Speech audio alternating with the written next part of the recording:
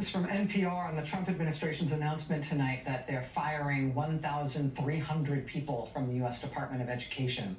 Quote, AFGE, American Federation of Government Employees, Local 252, a union that represents education department employees, released a statement in which its president, Sharia Smith, said, "We will fight these draconian cuts." Minutes later, AFGE Local 252 told NPR that Sharia Smith was laid off, along with all 5 of the chapter's other union officers. Joining us now is Sharia Smith. She's president of the union representing 2,800 employees at the Education Department. She served our country as an attorney for the Education Department's Office for Civil Rights until this evening. Ms. Smith, thank you so much for being here on Tonight of All Nights. I am sorry for what you're going through. Thank you so much, Rachel. My coworkers and I from all over the country really appreciate the platform you're giving us to talk about this. Is it the case that your whole office is being closed and your colleagues, all of your colleagues at your office are being fired as well, the whole thing? You know, that's so interesting that you asked the question about our whole office. So we've reviewed the list of people who are set to be laid off. And I also listened to Secretary McMahon's statement about how they're keeping the good people. The people that they seem to be keeping are white men who happen to have graduated from very conservative schools. Not to say that they're not good. I think all of my coworkers are excellent. Many of them are members. But the coworkers that are being laid off as well are also good.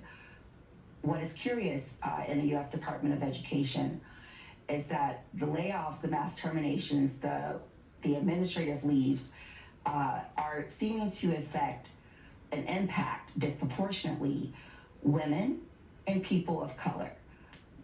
And the Department of Education should be a model employer. And I want American people to think about, do they want their employer to follow this model where the only people that are deemed good enough to keep their jobs and their ability to support their families are people who are from a certain race and are of a certain gender. I know that this has all just happened in the last few hours, but with what they've been telegraphing about their plans for the Education Department, I know that you and your union colleagues and your colleagues at work more broadly have to have been expecting the worst. Do you believe that your union or that the employees more broadly have recourse to fight these firings and have recourse to fight their efforts to abolish the department? Well, absolutely, because their efforts are illegal.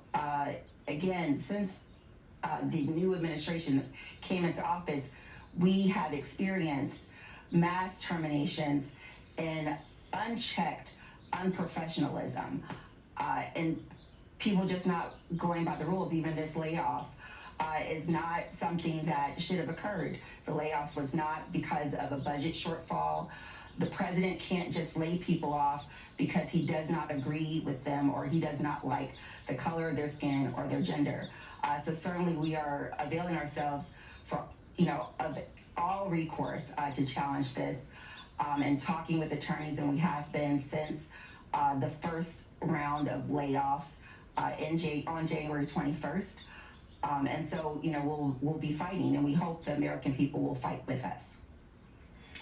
Linda McMahon, in explaining what she's doing here, has also said that the American people should expect that there will be no interruption to any of the programs that the Education Department administers. I have to ask you if that is possible with what they're planning tonight, with half the workforce gone overnight. Absolutely not possible.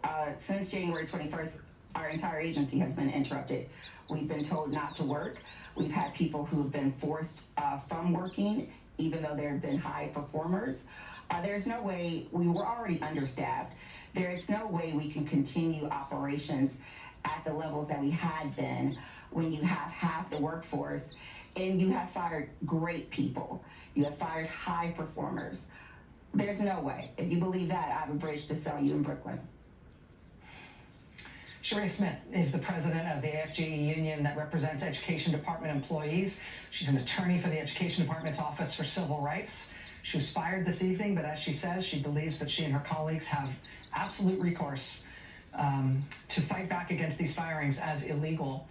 Ms. Smith, again, I am sorry for what you and your colleagues are going through tonight. Thank you for taking the time to talk us through it, and please stay in touch with us as this proceeds. I know this won't be the last we'll be hearing from you. Thank you, Rachel. All right. Good luck to you. We'll be right back.